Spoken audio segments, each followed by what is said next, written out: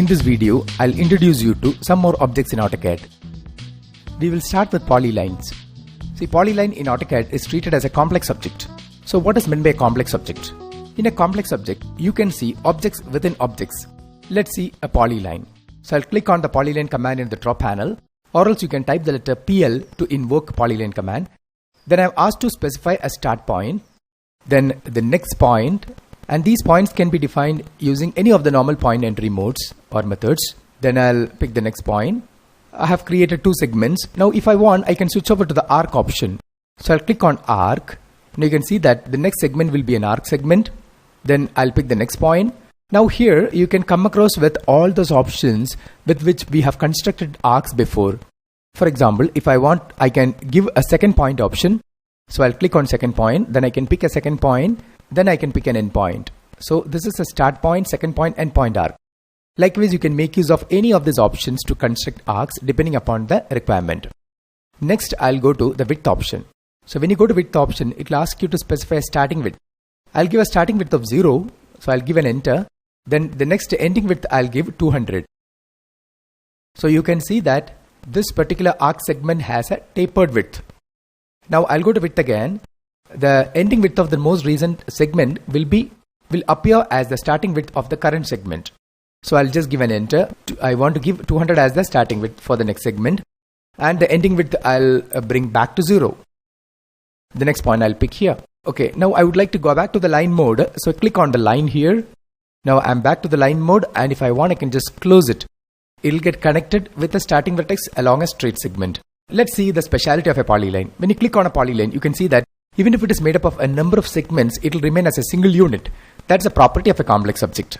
The second property is that a polyline has got a varying width. So this is an attribute which is specific to polyline. Let's see the advantages of using a polyline in a drawing. So a polyline, since it remains as a single object, the object selection is very easy. For example, if I want to move this polyline to a different place, I'll just click on move command. When I click on the polyline, you can see that the entire polyline will get selected in one click because it's a single object. Another advantage of using a polyline is that we can execute certain editing commands such as fillet, chamfer, offset, etc. more effectively on a polyline. Let's see that. I'll erase this polyline. Then I'll draw another polyline. Let it indicate the wall layout of a residence. So I'll pick a number of points to construct lines. These are all just not per the dimensions, but just to show you the example. Then I'll go to arc option. Then I'll just come back to the line. You can also get the options of polyline by right clicking the mouse. And if you want to go to line mode, just click on line. Now I have switched over to the line mode. Then I'll just pick one more point over here, another point here, one more here. Then I would like to pick a point corresponding to this here. I'll track these 2 points and I'll get a point over here. Then right click and I'll just give a close. And this profile indicates the wall layout. Now I would like to give an offset command to show the wall thickness. So I'll go to offset. To specify the offset distance, I'll pick 2 points. And this is the object to offset, side to offset. So you can see that in one click we have offsetted the entire polyline. Okay, that's the advantage. Suppose if this polyline remains as individual objects, what difficulty you must have encountered? Let's see that. I'll erase this offsetted polyline. Then by giving an explode command, you will be able to bring a polyline back to individual objects. So I'll give X for explode. Okay, now I'll offset again. I'll pick 2 points to specify the offset distance, then select object side, object side, object side, then object side. Likewise, you have to perform as many offsets as the number of objects, plus you should perform this corner clearances. We can clear these corners using the fillet command, right?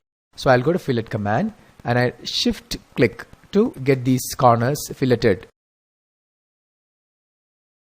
That means you have to perform as many fillets as the number of corners. So your job will get multiplied. Next, we will execute fillet and chamfer commands on polylines. I'll draw a polyline and let it indicate a pipeline. Now I would like to add a bend at the corners. For that, I should perform fillets, right? So I'll go to fillet. Then I'm asked to give a radius. I'll pick 2 points to specify the radius. You can also give a numeric value. Then I'll go to polyline option of fillet command. When you're asked to select the polyline, in one click, you can fillet all the corners simultaneously. But if it remains as individual objects, you should perform as many fillets as the number of corners. Same is the case with chamfer command. We can use a polyline to create complex profiles and curves which may be used to make 3D objects. Let's see an example. Using a polyline, I would like to create a profile of a pillar. So I'll start from here. I'll make the capital first, pillar capital.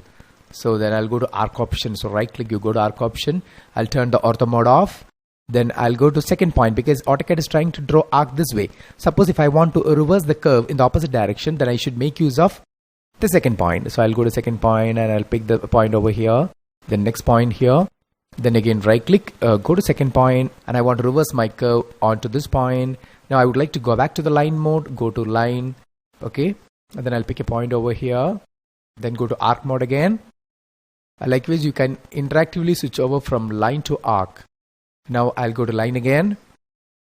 Okay, and turn the ortho mode on, and I'll pick a point over here like this to create the pillar base.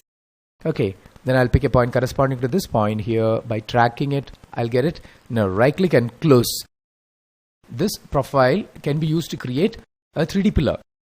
Another advantage of using a polyline is that you can edit a polyline using polyline edit or p-edit command. Let's make a polyline and try this. Now I'll go to p-edit. It's available in modify panel, and you have the polyline edit option. Then you select this polyline. Now we have the first option as close. When you click on close, it will connect an open polyline with a straight segment. When a closed polyline can be opened using the open option. Then we have a width option with which you can provide a uniform width for all the polyline segment. Suppose if I give a width of 100, these segments took a width of 100 units. Now I'll go to width again and bring it back to 0. Next I have a fit option with which you can create a smooth curve passing through all the vertices of a polyline. Then you have another type of curve called spline curve, which will let you create a curve which is even more smoother than a fit curve, but it will not pass through the vertices. Then you have the decurve option to bring the polyline back to the original form. Suppose you have a number of objects, and if you want to convert these objects into a polyline, it can be done using the p-edit command. Let's see that.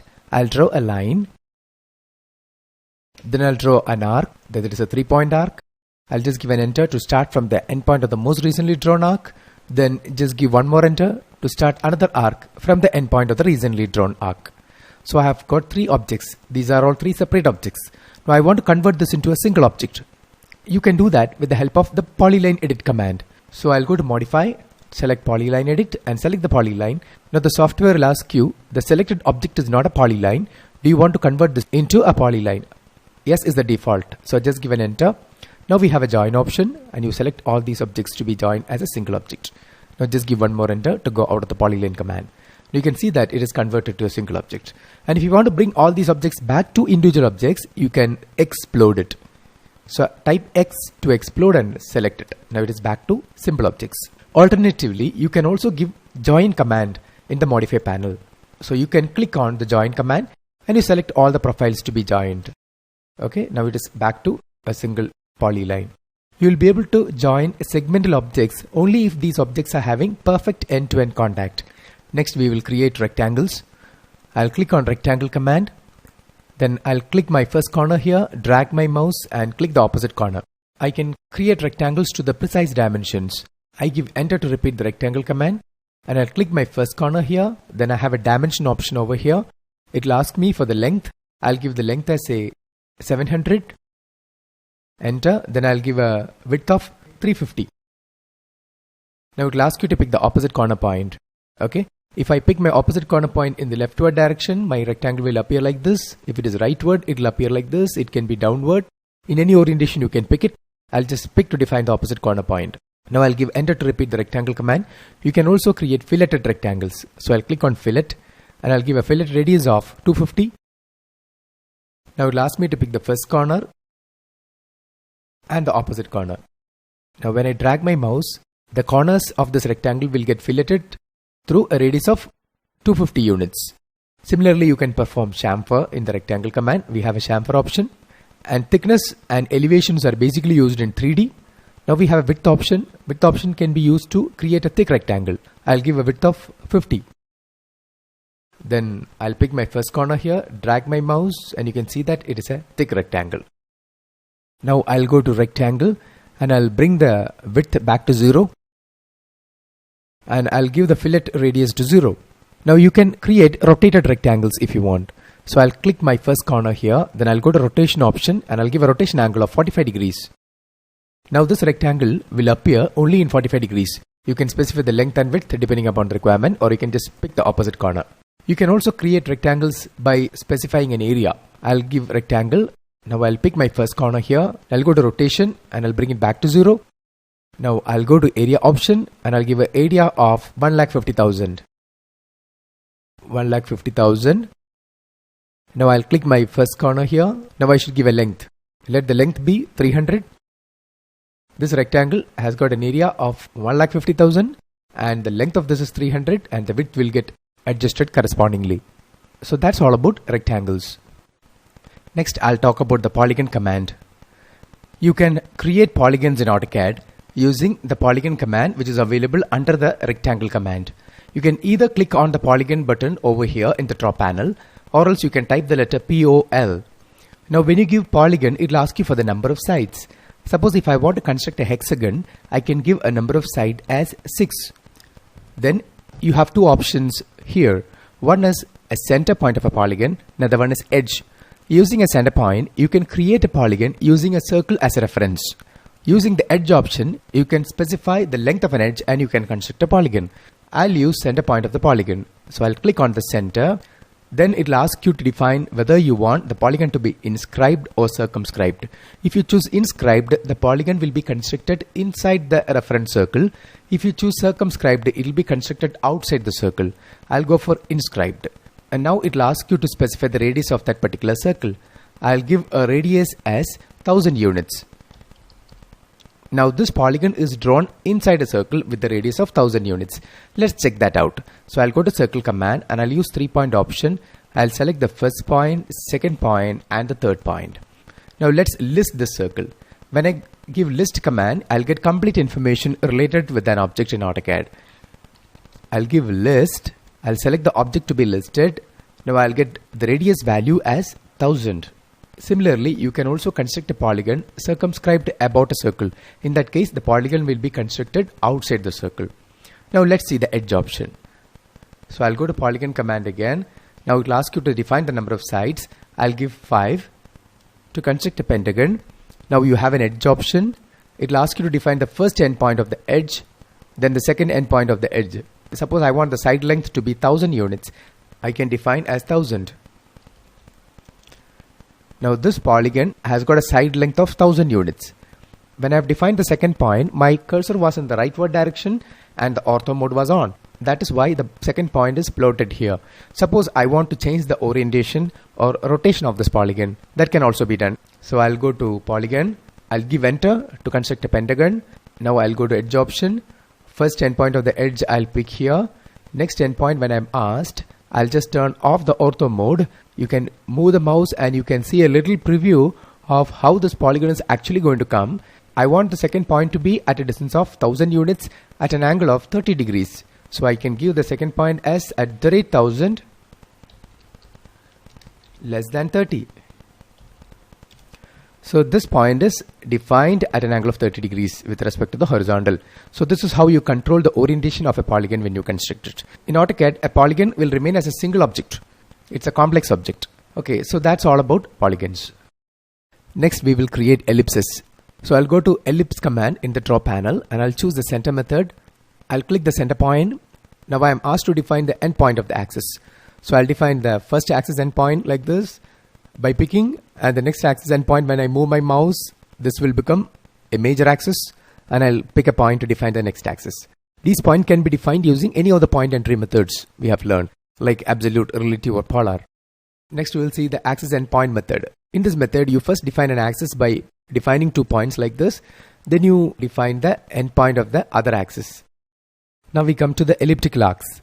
I'll click on ellipse, then I'll select elliptical arc. I'm asked to give the first endpoint, then the next endpoint, then the next endpoint I'll pick. Then I'm asked to specify the distance to the other axis. I'll just again pick to define that distance. Now I am asked to give the start angle. I'll give 0 as a start angle. Then end angle I am asked to give. I'll give 90. So this is how that elliptical arc will appear.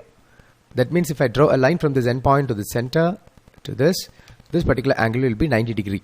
So this is how you construct elliptical arcs. So that's all about ellipses.